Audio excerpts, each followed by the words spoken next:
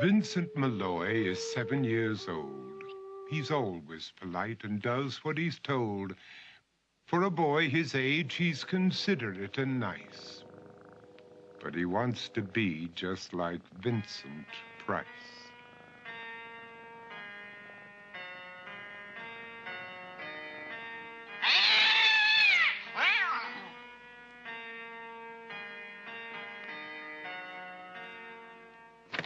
He doesn't mind living with his sister, dog, and cats, though he'd rather share a home with spiders and bats.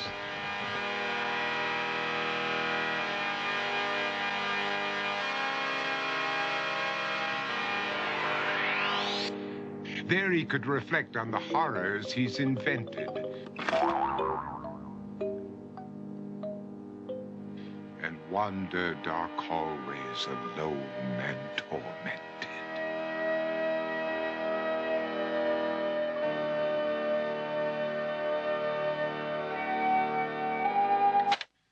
Vincent is nice when his aunt comes to see him, but imagines dipping her in wax for his wax museum.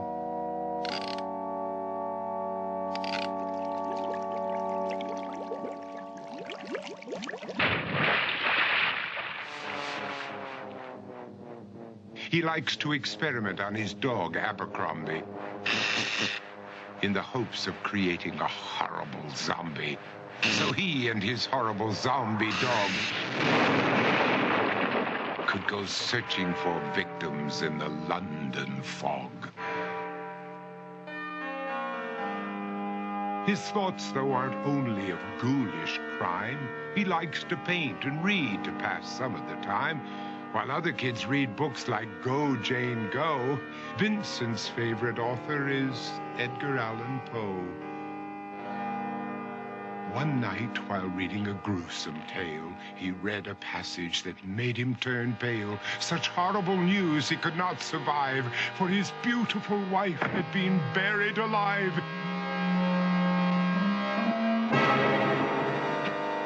He dug out her grave to make sure she was dead, unaware that her grave was his mother's flower bed. His mother sent Vincent off to his room. He knew he'd been banished to the Tower of Doom, where he was sentenced to spend the rest of his life alone with the portrait of his beautiful wife. While alone and insane, encased in his tomb, Vincent's mother burst suddenly into the room.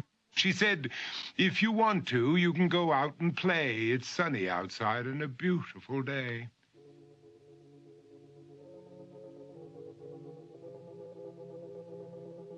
Vincent tried to talk, but he just couldn't speak. The years of isolation had made him quite weak. So he took out some paper and scrawled with a pen, "I am possessed by this house and can never leave it again." His mother said, "You're not possessed and you're not almost dead. These games that you play are all in your head. You're not Vincent Price, you're Vincent Malloy. You're not tormented or insane, you're just a young boy. You're 7 years old and you are my son. I want you to get outside and have some real fun." Her anger now spent, she walked out through the hall. And while Vincent backed slowly against the wall, the room started to sway, to shiver and creak. His horrid insanity had reached its peak. He saw Abercrombie, his zombie slave, and heard his wife call from beyond the grave. She spoke from her coffin and made ghoulish demands, while through cracking walls reached skeleton hands. Every horror in his life that had crept through his dreams swept his mad laughter to terrified screams. To escape the madness, he reached for the door, but fell limp and lifeless down on the floor. His voice was soft and very slow as he quoted The Raven from Edgar Allan Poe. "And my soul from out that shadow that lies floating on the floor shall be lifted nevermore.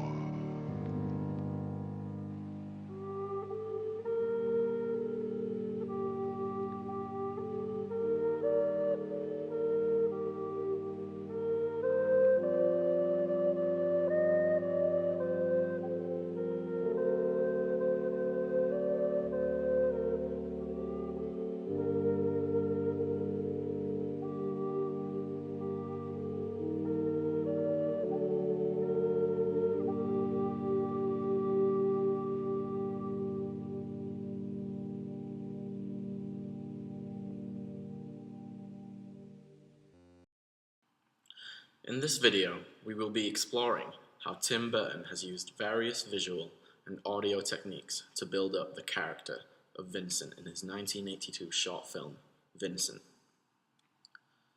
The first time we see Vincent, he is alone in his room, which is completely empty and featureless.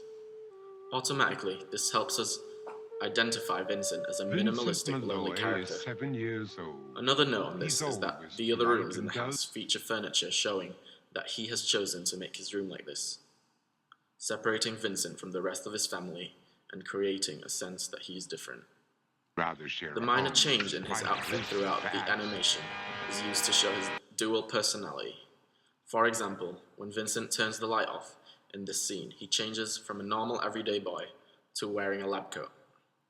The lighting goes from high key to low key as he flips the switch. This also shows the change in character he has undergone. The use of dark lighting on the creatures which he creates again shows the darker side of his personality. The introduction to the film shows a rather bright environment, with a dark twisted tree in the scene. This is a small case of foreshadowing in the film and its darker themes, as the tree contrasts with a bright location.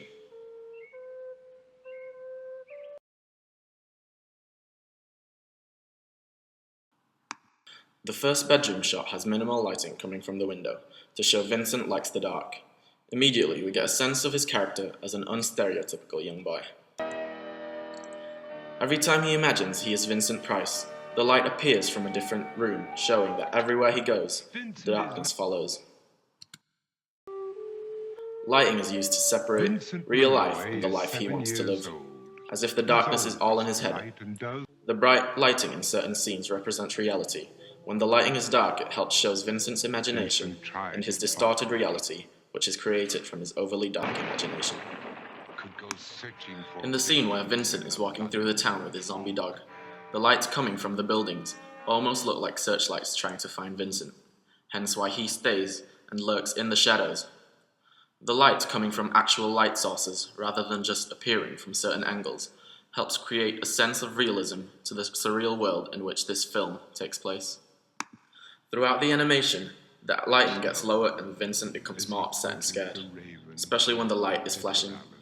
By the end of the film, the lighting has become so minimal that only Vincent is lit and the rest of the scene is totally dark. Tim Burton has used German expressionism throughout the animation. Some parts of the film were inspired by the 1920s movie, The Cabinet of Dr. Caligari. In the opening of the animation, you can see a tree which is disfigured, like the forest and shadows seen in The Cabinet of Dr. Caligari. German expressionism displays the colors of black, white, and grey, which have been displayed clearly in this film to create various emotions for the audience. When Vincent is himself, the scene is bright white, and you can see this displayed in his surroundings. But when Vincent transforms, the scene's lighting has changed to dark shadows to express the dark side of Vincent Price. The high contrast not only serves to help differentiate between the two Vincents, but gives some insight into the two conflicting characters. The character of Vincent has two sides. Vincent Malloy has a face that expresses childlike features of soft eyes and neat hair.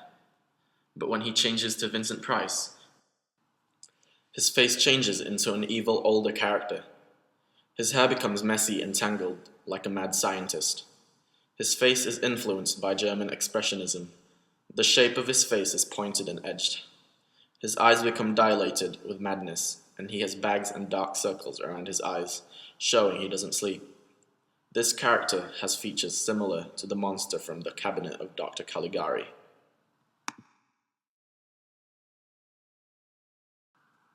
Sound effects and music are used to emphasize Vincent's character.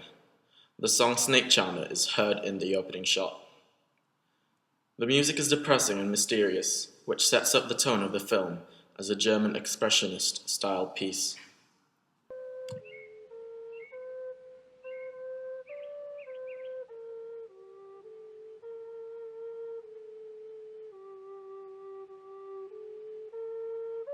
Vincent Malloy is 7 years old. In this shot, non-diegetic organ music is played while a transition of him from normal boy to Vincent Price emphasizes his troubled thoughts. This is backed up by the narrator saying that he could reflect on the horrors he invented.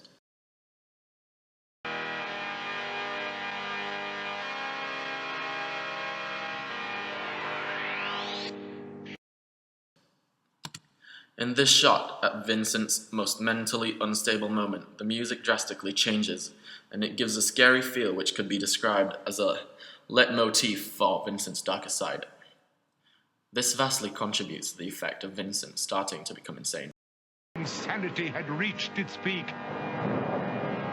He saw Abercrombie, his zombie slave, and heard his wife call from beyond the grave. She spoke from her coffin and made ghoulish demands, while through cracking walls reached skeleton hands.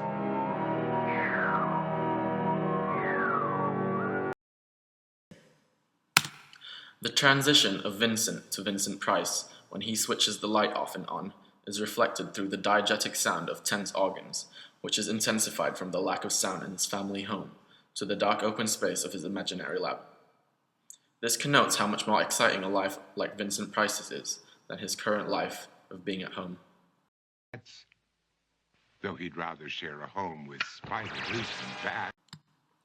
Sound is important in emphasizing the drama of being Vincent Price than just being Vincent.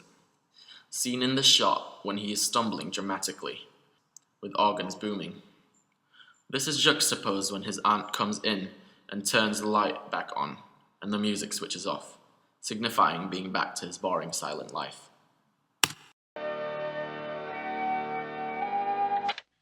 Vincent is nice when his aunt comes to see him, but imagines dipping her in wax for his wax.